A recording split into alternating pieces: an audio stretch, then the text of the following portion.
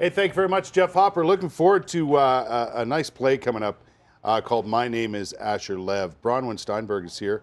Is it Steinberg or Steenberg? Steinberg. I got it right. Excellent.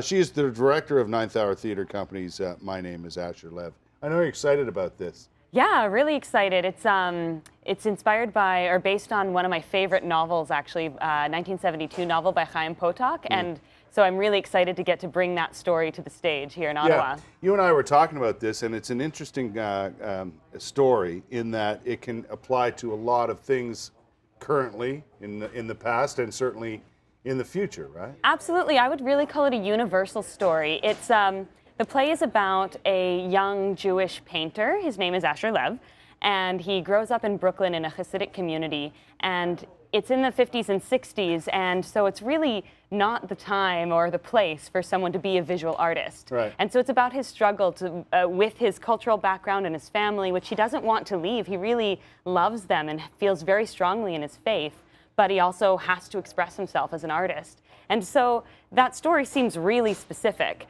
But really, I always think the universal is in the details, and it's all those details that make us able to relate to that story. And eventually, it's about any individual trying to figure out how to express themselves, how to be the person that they feel they need to be in a world that, for whatever reason, is not supportive. That idea is not restricted to, but certainly applies to various religions and the struggles we see every day. Absolutely. With people who may want to step outside those boundaries, but are feel that they can't or they shouldn't, but they want to and they should.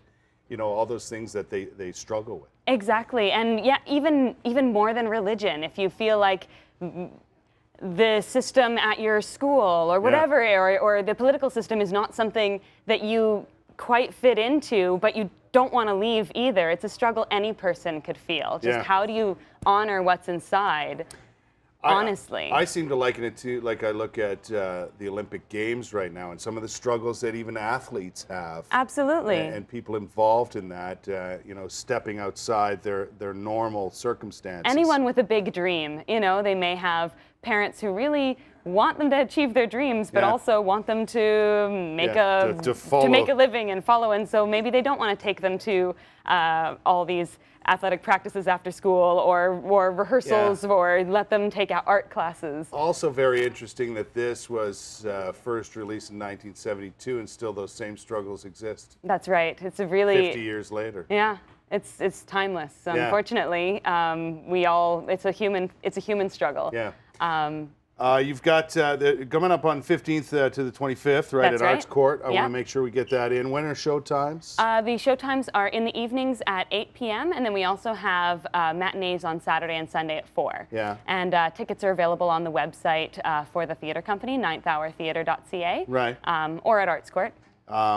And you have how many actors playing how many roles? I've got 3 actors playing 7 roles. So the play is structured as a memory play. So we get Asher's memory of how things were in his past.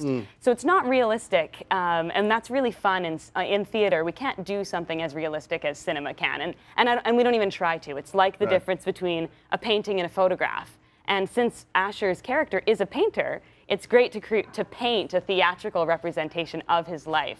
So 2 of the actors, Sarah Weisfitz and David Whiteley, are playing all the other characters in his life, while Drew Moore plays Asher. It's coming up on the 15th to the 25th at Arts Court. My Name is Asher Lev with the Ninth Hour Theater Company. Thanks for your time. Thanks so much. Break a leg, I guess. Okay. I will take a quick break, but coming back at you with live stuff from the Olympic Games.